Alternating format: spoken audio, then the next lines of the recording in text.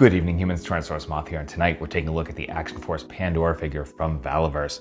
This is wave 3, and we are finally getting women characters in the Action Force line, and the question is, do they have the same care and level of attention to detail as the previous figures? Well, we're going to talk about that. Let's do this.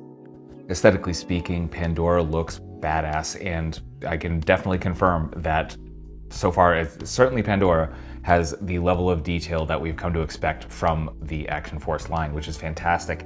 And yeah, there's as much, if not more detail. And yeah, just excellent all around. I guess we'll start with the face sculpt, and just really well done. The eyes are definitely striking. I love the way they did the makeup has a very nice fade to it. And not only that, but in the sculpt, you can see the Glasgow smile, the Chelsea grin, whatever term you prefer for that, which is pretty cool. And again, they didn't highlight it or anything. It definitely speaks on its own. The kind of depth of that sculpt is pretty much perfect. So there's that. Then we got the hair, which has this very nice fade from the orange coming into the blonde. So very nicely done there. There is a tattoo on the back of the head, and I'm assuming that's a tampograph, but very, very clear. And that continues down here, so we get a couple of tattoos here on the left arm as well. And you know, this is a villain character, perhaps unsurprisingly.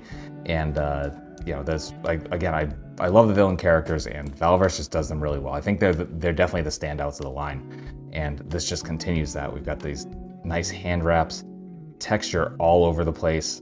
And one detail I think was fantastic is they actually sculpted in the kind of wraps going between the fingers there, which is a really nice touch. Kind of gives it more of a realistic look to it. And yeah, that's just so good. And then we get, you know, the bandana has some nice like fabric texturing to it. We get to the vest, and again, same thing. Jeans, very much what we've seen with the other figures in the line. So we got some kind of like moto style textures going on there. Then the knee pads got these nice scuffs, so you got that kind of like silver dry brush going over it, which is nice, give it some wear. And yeah, that silver kind of continues down to the boots where we got the metal pieces. And yeah, just a really cool looking figure overall. So that's aesthetics. When it comes to accessories, this is Valaverse, so you know we're getting a full loadout. So let's not waste any time and jump right in. So for hands, right out of the box, we're gonna get our trigger finger, kind of like weapon holding hands with the vertical hinge. Then we get a couple of standard gripping hands with the horizontal hinge. Then we get a couple of fists. And finally, a couple of cupping hands. So everything we've seen from the line so far just continues here. Then we get a couple pieces of clothing. So we get a handkerchief, again, that really nice texturing to it. No paint to speak of, doesn't need it. And then we get the vest, so a couple of holsters and, you know, kind of straps and all of that you would expect to see on a vest of that nature. So then we get into weapons, and we get 2 handguns. Really nice sculpt on it.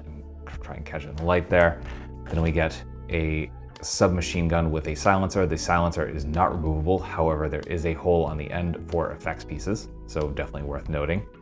A clip is also not removable like we've seen from previous guns in the line.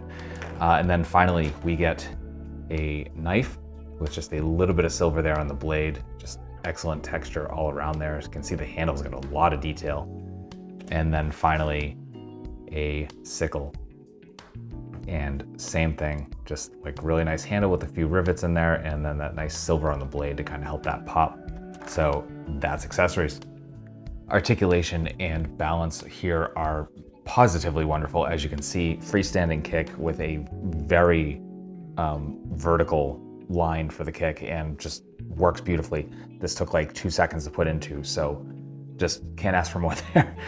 One thing I will say before we actually get into moving the figure around is that, much like the other figures in the Action Force line, joints are definitely a little stiff. Warm it up right out of the box. Like I definitely do a hot water bath for these figures. And even then, still takes a little bit. And I do appreciate that only because the joints are gonna wear down over time. So you're definitely gonna see things get a little bit easier. So our head is on our ball hinge. We can bury the chin. Because the way the hair is sculpted, we can look all the way up, which is fantastic. And we even get a little bit of tilt. Then we come to the arms and we do not get butterfly joints. However, we do have our hinge and swivel at the wrist. That's bringing us up into our T. We have a bicep swivel. We have double jointed elbows, which fold completely in half as they should. We have hinge and swivel at the wrist. So again, vertical for the trigger hands, and everything else is horizontal. Then we get the exact same torso configuration we get with the rest of the line. So we ball joint at the diaphragm, ball joint, at the waist. And that's gonna allow us to get really nice crunch and some very decent arch back. And oh, there we go.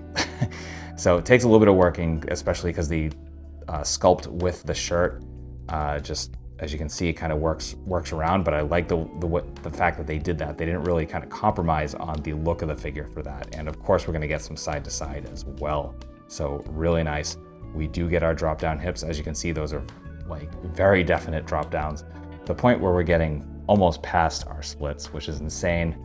And that of course allows us to kick up, not just forward.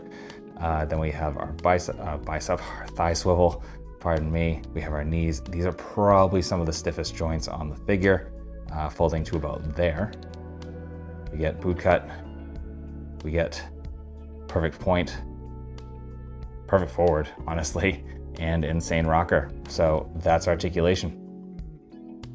Getting into size comparisons, here she is with some other Valaverse figures. With some G.I. Joe Classified series. With some Hasbro and some Mattel.